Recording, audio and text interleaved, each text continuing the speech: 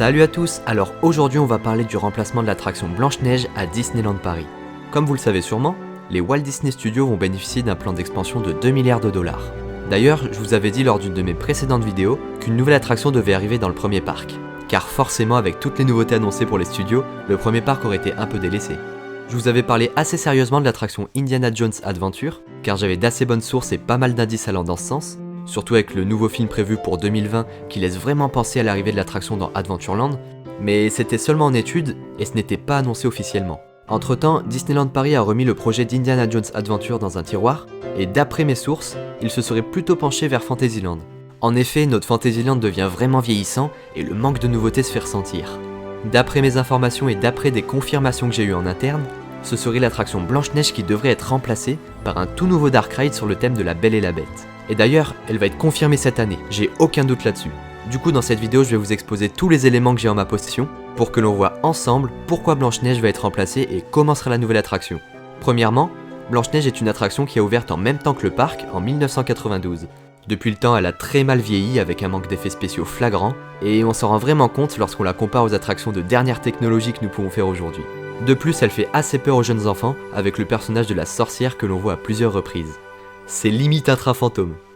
On remarque aussi que le temps d'attente pour cette attraction est toujours assez faible, comptez pas plus d'un quart d'heure d'attente pour faire celle-ci. Il était donc grand temps pour Disney de changer les choses. Lors de l'ouverture du parc en 1992, une attraction Belle et la Bête était prévue sur le plan de Fantasyland en tant que future attraction. Malheureusement, elle n'a pas pu voir le jour à cause d'un manque de budget, car à l'époque le parc était très endetté. Aujourd'hui, grâce au rachat de la Walt Disney Company, Disneyland Paris peut enfin proposer de la nouveauté, et c'est grâce à ça qu'ils vont pouvoir remplacer Blanche-Neige avec la Belle et la Bête.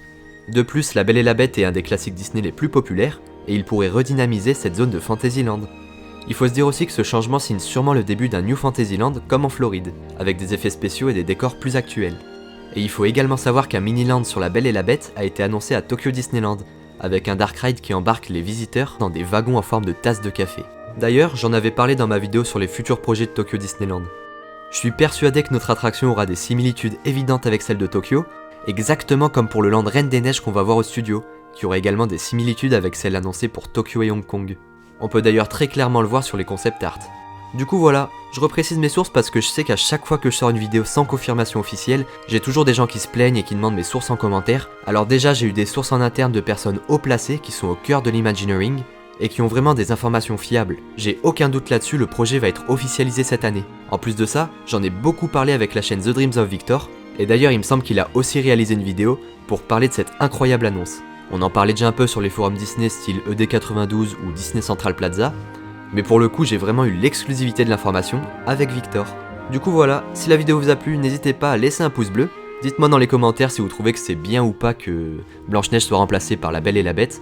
Moi je trouve que c'est une excellente idée, de toute façon Blanche-Neige était vraiment très vieillissante et la Belle et la Bête, s'il y a vraiment des effets spéciaux de dingue et une bonne immersion, ça peut vraiment être cool.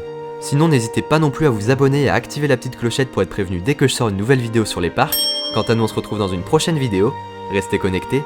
Et au fait, toute la vidéo, c'était un poisson d'avril. Je vous ai bien eu. Allez, à bientôt.